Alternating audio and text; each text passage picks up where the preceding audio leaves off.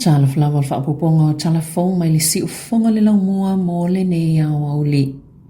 Na tula isa tau le a whai pisini si longo o kilani le whaamsinonga whaitu maa loi le tai au ana leila. Matite e ona molianga iluna mau o se vai ngā tupe. E silia mali tolu se lau lima se fulu a whetala ini whainga e le tu sai mali tu la fono. O le whaasalanga pito maa walunga mo le itu ainga soli tu la fono. E fitu tau sanga e nofo sala ili fale pui pui. E le o mawhaiuna whailua ina le ngō lea tangata whai pisinisi i le taimi nei. A o tatali e leisi taimi e tula i ele whaamasnonga i le masina o ke topa. E whaita wafe tupena tatongi ni mātua i se forma inifo i Cambridge, mō tonga whitinga i whaasasa o inifo a lātou whanau, ai oni na iaso mulimuli ane na tāpuni ai lea au nanga. O le maua Dr. Vernon Kruger i le masino November lua whelua tolu, o le True Alignment Orthodontics, e le o sana au nanga i le taimi lea na tāpuni a whaafose i ai, ma ngāwai tupena i mātua ua omana tatongi, mō tonga whitinga o nifo a lātou whanau. O lo so eina le Dental Council of New Zealand ni whaasea au whaawawa na tatala ma whaatino le pisinisi a lea mai i le atunu o Panama na whaalia Melissa Ferguson o lana tamale usful tolu tau sanga le taimi nei ma whatoa awha pele i mai a umatonga whitinga o nifo lana tama sa whaatali se i pā uma ese o na nifo pepe ai whaafua se iloa na tāpuni a le whale wa i nifo ai uma mai o na tatongi uma le se fulutasi a whetala mo le tonga whitinga o lo whaawau so engal pulenga mo au nanga i nifo i New Zealand ia whaitionga po o whaasea. Ele o malama lama le au whaiwhaiwa mo fi ngota o oysters po le atonu lama le mafuanga u whaau ia toi se vai ngā tupe se fulu a whetala. Ile teo ngā tupe la lātou whaala potupotonga le mahurangi hapa oyster farmers o fitu tau sanga o whaia bea whinaunga le whaala potupotonga le nei ma le watakea ina i tau fia le tawhi ato ni suawa i leanga anga i tala whātai i mātua o kilani. Leo lo whaaleanga i nai a lātou fi ngota o lo whaafai ia vaenga o le a ai ma a fia i fi ngota i le virusi o le norovirus. Sale i mawhaiona whaatau watu le au whaiwhaiwa lātou fi ngota o oysters i o lo whaafai le mahurangi hapa talo mai le kebisi masi ma whai nai a lātou tupe maua na tā ueli poti a le tio New Zealand o le vaiaso nei pe tu samal to fanse fulu tangata ngā lulu i pisinisi o oysters i le mahurangi hapa le lata i le se fulu miliona tā la tupe mawai ua whaamamulu na whaalia Tom Walters mai le matakana oysters e tatau o na tali le watakea le whaaleanga ino le vai tafe o mahurangi. Le olo o tafe atu i le swawai leanga i le ngātai whale i tu olo o whaafai le ai oysters o le tupe e wa ai le Aquaculture New Zealand. Peitai e le o manino po le atonu le mafuanga o le sefulu a whetala le na whaau atu i le tau ngā tupe pe o le mea sau mai le whaala potupotonga a le watakea ana oia e le italiaina le atupe e te tauna ta ilua se la wafetala ona o tūlanga sa o la tō whianga iai le nei tau sanga pe sili e tō ia vai ngā tupe e le tai a ule se fulu wafetala ini a la tō pili e tutongi tutonu o vai aso e lua. O lo whaanga solo le whaalau i loa po le campaign a se whaala potupotonga fau tue na whamamata uputau i le tau singa o loa po nifo. E tutu whaatasi manisi o lau whaito whao le soifua maloloina ma le awa tamamai ina ia ave se talo sanga i le malo ia whaia fua sia kima tonga whitinga mo nifo. O le vaenga mo le whaalau i loa e a matatu i Wellington e Aotearoa e au fieifono tanga i Porirua, Wellington, Palmerston North, Whanganui, Hamilton, Marotorua. O le vaenga mua e Asiasia University manisi no whanga e pei o maketi i pitonua o ngā maisi. O lo whaanga solo lea campaign po le whaalau i loa i le atunu atoa. Mana amatalia inisi o whaasoana whaia i Porirua lea songafua ma o ana pōna whaia se whaatasinga i Wellington. Na wala au lia ile mamalu lau tele no nofo mau i le lau mua e whaanongolongo i whaasoa nisi o fōma i nifo tangata whainga luenga o le soifua maloloina o ila tau e uni o whaatawa inga ma au nanga ngā lulu e matangata mātitiwa ma le ini whale no nofo ai. O nisi sa whaia lātou saunoanga e au fiela tisha chant o se forma inifo. E nā te langolango ina le wha moe o le 10 sol for all ina ia wha alilea le pol kalame po le system ngō le tau singa o nifo i Aotearoa. Na wha asoa chant i langona mawhatia i le to tele o tangata i sulu wha i atu mō se fisosani nifo ai le nga whatia ona o le tonga tau pilewa ai ai fo mai. Na maua fo i le awano e sauno i le sui whaipulo le Labour Fleur Fitzsimons i le le ai o se fisosani al whainga malo so wha atasi o loo iai nei i le whaafitau li o loo whiangai nei ma le soifua malolo ina lau tele. E tatau na au fia i lalo le soifua malolo ina lau tele le tau singa o nifo ai le tatau na whaatu ma oti e tatau na whaatau le sea ki ina o nifo o se vaenga wha malo sia mo le soifua malolo ina ma e tatau na whaifua au noa ma se tutongi. O le tamaitaia Agnes Mangele o le whaatonu mo le AAAP o le Auckland Action Against Poverty e tō malosi mo tangata Māori Pasifika e whainga taona mo se fisosani mai le social welfare na maafuli le whaasoa Mangele i le to'atele o tangata i tele na se ila vai lātou o lātou nifo ona ole le ngā whati o le tau e vai se forma i nifo. Sa ia whaamanino le tele o papuipui e mafuai ona lelelei le tau singa o nifo tangata Pasifika ma Māori e au fie le tau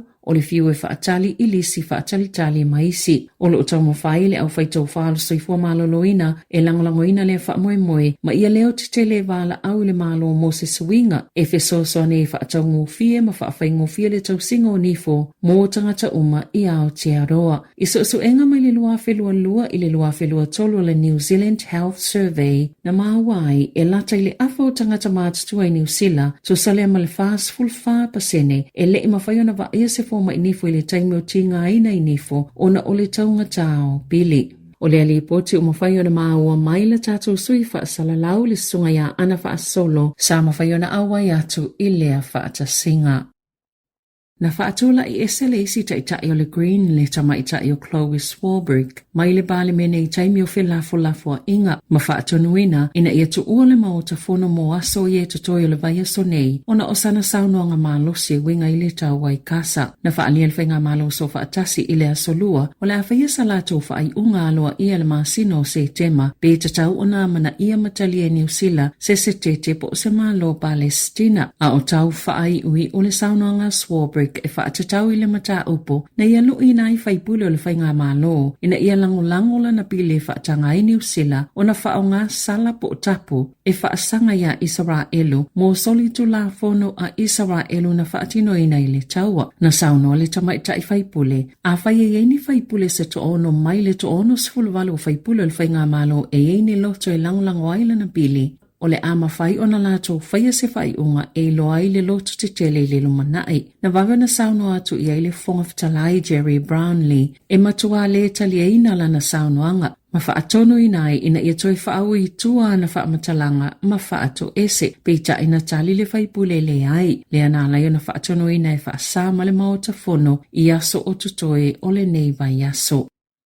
E le tasisa pisinesi na maua whaatau atu i tupulanga lai tini awa malo si i taimi na whai esu e ngā leo na whaalia sa tini Craig Weston o le taupo Alcohol Harm Prevention na awe leo se talavou i lalo i fontau sanga le matua whaatapula aina e whaatau i ei awa malosi e whaatino la lātou suenga na alo i whaatau pia mai ni whale o loa e tokoroa ma putaruru i le asa toona e loa au kuso ma e walu ni whale o loa mai leo whainga ato e se fulutasi lātou tele isia kena pe e se whaamaoninga po se ID o le talavou na whaalia sa tini Watson lona matua whaanono tele le maua lalo le tūlanga usta i e whale o loa ma e whaata ia fo i lātou i lea tūlanga e le i fo i se alofanga mo whale o loa e whaapea e le india lātou polo kalame le le isia ki ai ID o na e whai ngofia lava le tali a le ai se ID e le ai fo i se ava malosi e tatauna whaatau watu i ai. Na lipotia le leite o New Zealand e to sai ma lipotia le Newsweek o lo tau fia le Office of Malanga inga a le United States o America le tina New Zealand o Sarah Shaw malana tama e ono tausanga eno nofo i Washingtone na tau fia ila uele toa o i kānata i le tolu vai aso utoa nai ina ua umana momoli le isi vaenga o lana whanau i Vancouver. Na ta ue whaapea sa whaatalitali le tina mo lana Green Card aina loka ina lava e ui sa ia te ia ni whaamaumaunga po ona pepa malanga. na whaalia le whaala putuputonga le Washington Federation of State Employee na tau fia shua malana tama i le Immigration Processing Center i Dili i Texas na tau e lea whaala putuputonga sa ngalue shua i le Echo Clean Children's Center i whaatau tailam tangalwenga le State Washington e mota maiti tupulanga maainga wavala aule yuni na ia vaveo na tatala i tua lea tina malana tama. Wa faisi mafatia wa onga i Canterbury ona o mai o le tau malulu e le ngata o whaia onga ai whaapea i whanau e silia mal to awhi ono se lau tamaitia onga male au whai ngā luenga e to se lau lua se fulu lea onga mawalunga arangi ora na whaalia le pulea onga Bruce Kearney e o atu lava i le tolu se lau po le wha se lau tamaitia onga e leo o atu i le aso e tasi ai o atu i le to tolu se fulu le au whai ngā luenga e malolo ona o ngase ngase e o lava ina tapuni lea onga pe a whai lava ele lava lau whai ngā luenga pe ona saunoa i le pulea onga. O loo whea ngai fo inisia onga malea lava whaafi tau le tasi. Ai ua tau sangaina le pulea onga mātua ina ia tau fita maiti i le whale pe a whai o loo mamai ina ia awaine i pepesi le wha mai. Sa whaalia se taimi o tuana i le minista langolango a onga David Sāmoa o le wha moimoenga le māloi na ia wha mauti noa e a tō le valu se fulu pasene o ta maiti e o i le a onga i tutono le iwa se fulu pasene po lunga atu o kuwata taitasi mai naunau ina ia tau nu le wha moimoenga i luma mai o le tausanga i lua a whetolo se fulu.